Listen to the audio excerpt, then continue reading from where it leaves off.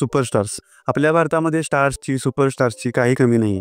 बॉलिवूडकडे शाहरुख खान आहे, तामिळनाडूमध्ये रजनीकांतची हवा आहे, टॉलिवूडमध्ये अल्लू अर्जुन, महेश बाबू प्रेक्षकांना थिएटरपर्यंत खेचत असतं. मराठी फिल्म इंडस्ट्रीमध्ये कोणताही सुपरस्टार का नाही? सुपरस्टार म्हणजे नक्की काय?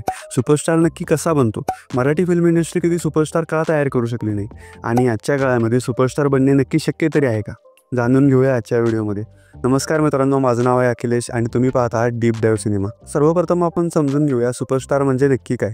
ज्या अभिनेत्याकडे स्वतःच्या नावावर सिनेमा विकण्याची ताकद असते तो असतो सुपरस्टार. आणि सुपरस्टार हा फक्त त्याच्या सिनेमांमुळे, त्याच्या अभिनयामुळे, त्यांनी केलेल्या रोल्समुळे ओळखला जात नाही. त्याचा पर्सोना, त्याचा ऑरा, त्याची विशिष्ट स्टाईल, त्याचे डायलॉग्स आणि सर्वात महत्त्वाचं म्हणजे त्याच्या व्यक्तिमत्वाभोवती असणारी मिस्ट्री, या सगळ्या गोष्टी सुपरस्टारला खूप स्पेशल बनवतात. सुपरस्टारकडे ट्रेंड्स निर्माण करण्याची ताकद असते आणि ट्रेंड्स बदलण्याची देखील ताकद असते.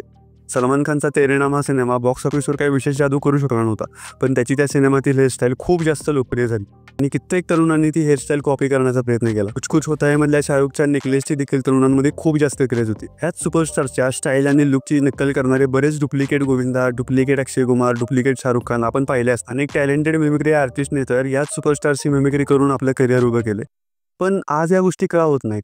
आजच्या स्टार्सचे डुप्लिकेट आपल्याला का पाहायला मिळत नाहीत? आजकालच्या अभिनेत्यांची मिमिक्री का केली जात नाही? त्यांची स्टाईल का कॉपी केली जात नाही? च्या पिढीतील कलाकारांना ऑडियन्सकडून जे प्रेम मिळालं ते या कलाकारांना का मिळत नाही? आणि यातूनच आपण आपल्या दुसऱ्या प्रश्नाकडे वळूया, तो म्हणजे एक सुपरस्टार नक्की कसा बनतो? जस्ट इमॅजिन करा की मी एक 70-80च्या दशकामध्ये मोठा झालेला एक युवक आहे जो महानायक अमिताभ बच्चन यांचा खूप मोठा फॅन आहे. तर जर मला अमिताभ बच्चन यांना पाहायचा असेल किंवा त्यांचा नवीन सिनेमा पाहायचा असेल तर मला भर उन्हात घराबाहेर पडून थिएटरच्या बाहेर मोठ्या रांगेमध्ये उभं राहून तिकीट काढावं लागेल.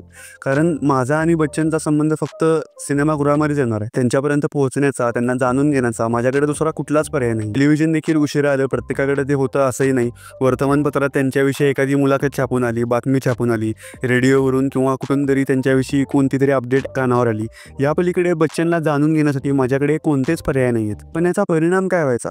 यामुळे अभिनेता त्याच्या पडद्यावरील भूमिकांमुळेच जनसामान्यामध्ये लोकप्रिय व्हायचा. त्याचा भारदस्त आवाज, त्याचा ॲटिट्यूड, त्याचे डायलॉग्स, चित्रपटातील त्याची केशभूषा, वेशभूषा हीच त्याची ओळख बनायची. आता बच्चनचा खऱ्या आयुष्यातील स्वभाव कसा आहे, व्यक्तिमत्व कसं आहे, राहणीमान कसं आहे, याविषयी माझ्याकडे कोणताच डेटा नाही आहे. जे मला स्क्रीनवर दिसत आहे तेच माझ्यासाठी बच्चन आहेत. आजही रजनीकांत त्यांच्या जुन्या सिनेमांमधील विशिष्ट स्टाईलसाठी लोकप्रिय आहेत, कारण तीच स्टाईल त्यांची त्या काळी ओळख बनली होती. रजनीकांत यांचे खऱ्या आयुष्यातील व्यक्तिमत्व देखील असंच असावं असं मानणारा देखील प्रेक्षक वर्ग जुन्या काळामध्ये होता.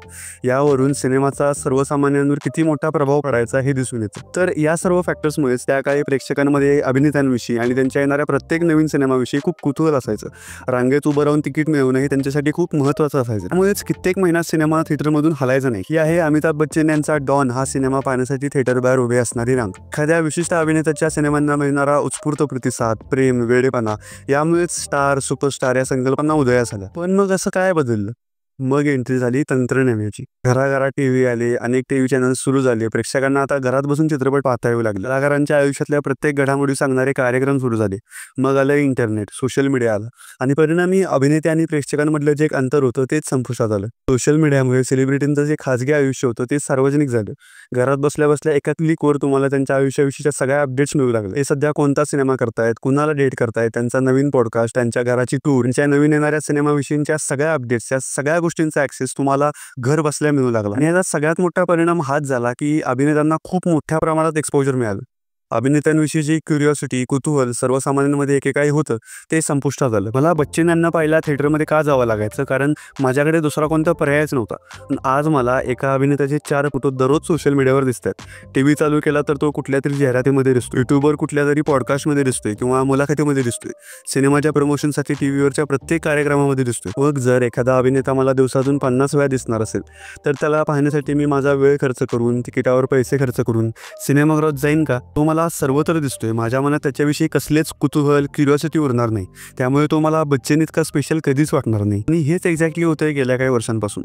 ज्या सुपरस्टार्सची नावे मी व्हिडिओच्या सुरुवातीला घेतली त्यामधले जे तरुण स्टार्स आहेत त्यांचं करिअर सोशल मीडिया यायच्या काही काळ आधी सुरू झालं होतं किंवा त्यावेळी सोशल मीडिया इतका लोकप्रिय नव्हता. गेल्या 10 वर्षांमध्ये पदार्पण केलेला असा कोणताच अभिनेता नाही ज्याला तुम्ही नेक्स्ट शाहरुख खान, नेक्स्ट सलमान खान म्हणू शकता. त्यामुळेच हा प्रश्न पडतो की सध्याच्या काळामध्ये सुपरस्टार होणे शक्य तरी आहे का? आणि याचं उत्तर आहे कदाचित नाही.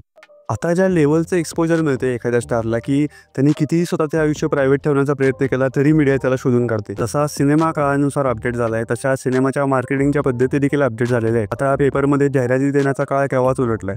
तुम्हाला तुमचा सिनेमा सोशल मीडियावरच प्रमोट करावा लागतो, तुम्हाला पॉडकास्ट करावे लागतात, यूट्यूबवर येऊन कोलॅबरेशन करावं लागतं. तुमच्या व्यक्तिमत्वाविषयी खरं तर कोणतंच कुतूहल उरलेलं नाही. कारण आता पडद्यावरचा अभिनेता आणि पडद्यामागचा अभिनेता यामध्ये काय फरक आहे हे प्रेक्षक जाणतात. तुमचा सिनेमा जरी थिएटरला नाही पाहता आला तरी तो महिनाभरानंतर OTTवर पाहता येणार आहे हे देखील प्रेक्षकांना माहीत असतं. OTT आणि सोशल मीडियामुळे इतके एक्सपोजर मिळाले फिल्म इंडस्ट्रीला की आता इंडस्ट्रीविषयी कोणतीच क्युरिओसिटी उरलेली नाही. त्यामुळे आजच्या काळामध्ये स्वतःच्या नावाचा एक ब्रँड निर्माण करणं, स्वतःची वेगळी ओळख निर्माण करणं, स्वतःला कमीत कमी एक्सपोज करून स्वतःविषयीची क्युरिओसिटी कायम ठेवणं हे एका अभिनेत्यासाठी खूप जास्त कठीण आहे. तर आता वळूया आपल्या मराठी फिल्म इंडस्ट्रीकडे.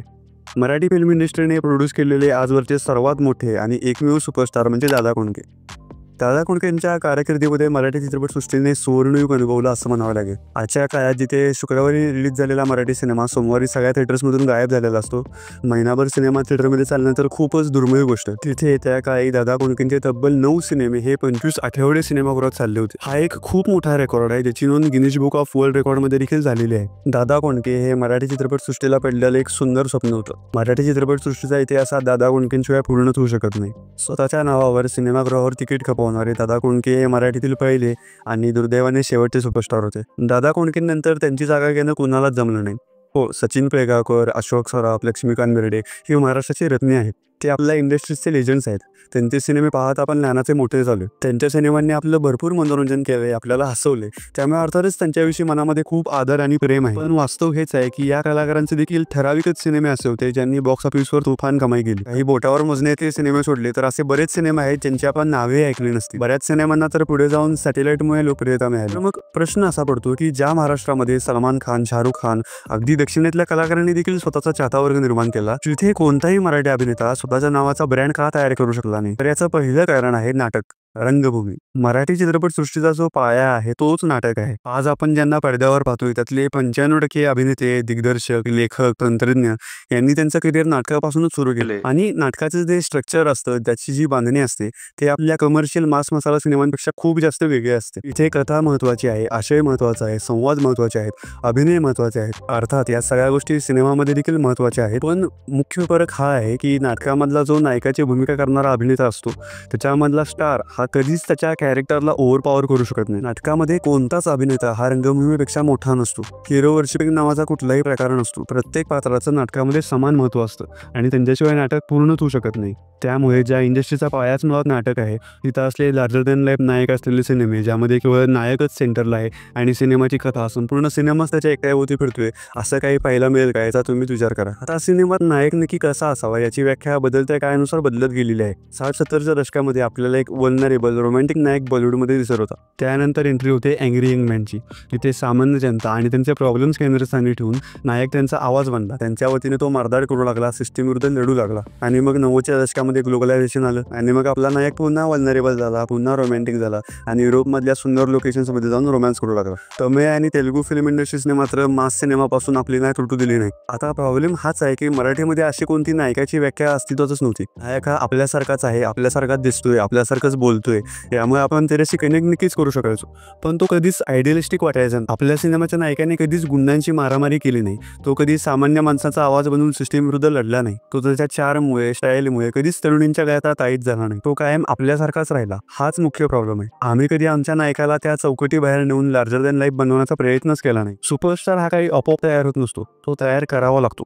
त्याची ब्रँड व्हॅल्यू निर्माण करावी लागते. अमिताभ बच्चन यांना सुपरस्टार बनवण्यामध्ये सलीम जावेद यांचा सर्वात मोठा वाटा होता. पण अभिनेत्याला केंद्रस्थानी ठेवून सिनेमा लिहिण्याचा प्रकार आपल्या इथे अस्तित्वातच नाही. दुसरे एक महत्त्वाचं कारण ज्याच्याविषयी आपण मगाशी बराच वेळ बोललो ते म्हणजे ओव्हर एक्सपोजर. आपले मराठी कलाकार सोशल मीडियावर तर दिसतातच, पण ते एकाच वेळी नाटक करतात, रहस्यने करतात, नंतर मालिका करतात, त्याच्याच पुढच्या महिन्यात सिनेमा देखील करतात. आता जस्ट इमॅजिन करा की रणबीर कपूर मला रोज स्टार प्लसच्या एखाद्या मालिकेमध्ये दिसू लागला.